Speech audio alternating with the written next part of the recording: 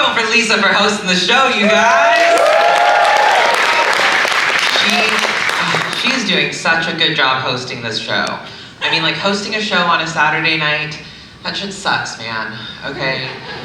I'll be honest, the only thing I've ever actually hosted on a Saturday night has been like, I don't know, like a three-way. So this is a nice change of pace because there's like so many more of you guys for me to please, and so happy about it. Most of you are so cute too. Any New Year's resolutions this year? Rock and roll. I just heard like, yeah, you have to do them. No, that's cool that no one took a resolution. I love that you guys are all committed to like being a piece of shit. So that's fucking awesome. Some of you were like, Jim who? Yeah, my New Year's resolution this year, I decided that my New Year's resolution is going to be to be a full-time stand-up comedian. And, okay. No, it's too late, but thanks. Thank you. No, so I got laid off. That's where that resolution came from. I said, job who? I did. I totally just got laid off. Not a big deal. Super not that worried about it. I actually should have been fired like a long time ago. I should have been fired a long time ago. And it's because I was working at a tech company. I don't want to say which tech company it was, but it is the one that's listening to you guys at home. Yeah, enjoy their 2-day shipping. Fucking pieces of shit. I should have been fired a long time ago from this job, and I remember exactly the day that it should have happened. It was a year ago this month. And I was in this meeting with this guy, and my job, they encouraged arguing. What they actually said was like, speak your mind, but I mean like, you know. This guy and I were on this meeting, and we were supposed to split all this work 50-50, and instead of like just doing that, he started pushing me all this work that wasn't mine. And instead of like trying to find a viable solution to like how we could fix the problem, I was just like, you know what, Patrick? No one on this team even likes you, okay? And I was like, and if you were a smart dude, you would have been promoted last year. And then I was like, oh my God, did I go too far? And then there was this like voice in the back of my head that was like, finish him.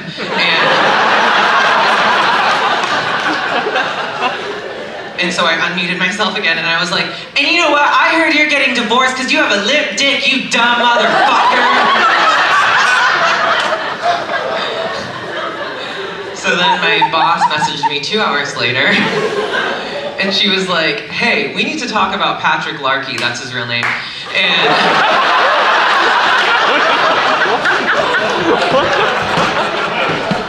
she was like, we need to talk about Patrick Larkey. Did you tell him that no one on this team even likes him? And I was like, oh, I was just giving him constructive feedback. And she was like, listen up, I'm gonna let this slide one time, okay? Because I also heard Patrick had a limp dick. So I got away with that. And then, a month later, I got promoted. And yeah, I was really good at arguing. I got promoted, and I got promoted onto a team where the entire team was spread out across the country. And over the summer, we had a team offsite where everyone flew into Seattle. And my boss flew in from like Pennsylvania or someplace awful. And she got here, and like one night we were all hanging out at Captain Black's, and she got like way too drunk, just because like, you know, she used to be in a sorority, and that's like her only personality trait. And she got way too drunk, and in front of my entire team, in front of everyone at the bar, she looks at me and she's like, you're gay, right? Which is a cool question to bring up to HR. And she was like, you're gay, right? And I was like, yeah, uh-huh. And she was like, okay, I have a gay best friend, and sometimes he meets up with guys on Grindr. And I was like, oh, you've met all of us. And she was like, no, you don't understand. Sometimes he meets up with guys on Grindr, and then he'll like invite them over to his place, and he'll have them come over and pee into a Ziploc bag, and then he'll freeze it, and then sometimes he'll snack on it in front of me.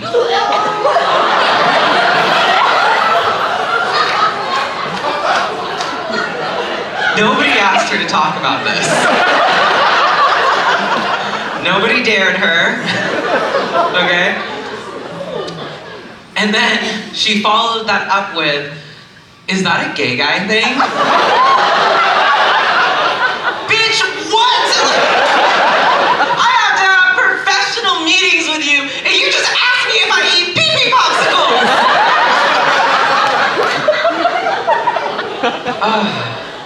So yeah, I'm happy I don't work there anymore. Oh God, okay, so it's true. This year, my goal is to be a full-time stand-up comedian, and the first weekend of January, I was very lucky, and I got booked to do a show out in Appleton, Wisconsin, at a club there. So yeah, thank you. No one ever woos Appleton, so that's awesome. Yeah, so things are going great. And while I was in Appleton, I accidentally got tricked into going to a strip club. I'll explain. Okay, so what happened is I was the opener, and me and the headliner got off the stage, and we were hanging out talking to people, and this guy came up to us, and he was like, "Hey, you guys should come hang out at Bean Snappers with us after the show." And I was like, I love Mexican food. We got there, and I was like, "Oh, dude, this is a different kind of taco." I couldn't possibly take it much, unless there's sausage. I'll take a bite of that. So after I left Wisconsin, I flew home to America, and when I got back home, one of my girlfriends was hosting a dinner party. And what happens at dinner parties when all of your friends are over 30? What happens? I don't know. Yeah, they talk about their fucking babies. That's exactly what you said. Yeah, that's exactly what everyone said just now. They talk about their fucking babies. And it's like, who gives a shit, dude? I'm sorry, you guys raw dogged and we have to hear about it now? Seems unfair, you know? And at this dinner party, one of my girlfriends was parading around her little 1-year-old. And her 1-year-old is so cute, and I absolutely love her. She's like the cutest thing in the world, but she is like a huge bitch. And in the middle of the parading around, she slapped my friend across the face in front of everyone, you know? And all I could think was like, oh, I have always wanted to do that. And then my best friend Ashley was sitting next to me, and she was like, "Did you know if you shake a baby, they won't do that again?" Aw, it's a made-up kid, okay? I should say I like children, I do, I like kids, I can't wait to have kids. I think it makes sense, right? Like, I can't wait to be a dad, I already like being called daddy. And if I do have kids, I definitely think I would like to adopt, you know? Because, like, you know, reduce, reuse, recycle. And yeah, there's a lot of shit in the ocean, you know, we gotta clean it up. Okay, pro kid crowd.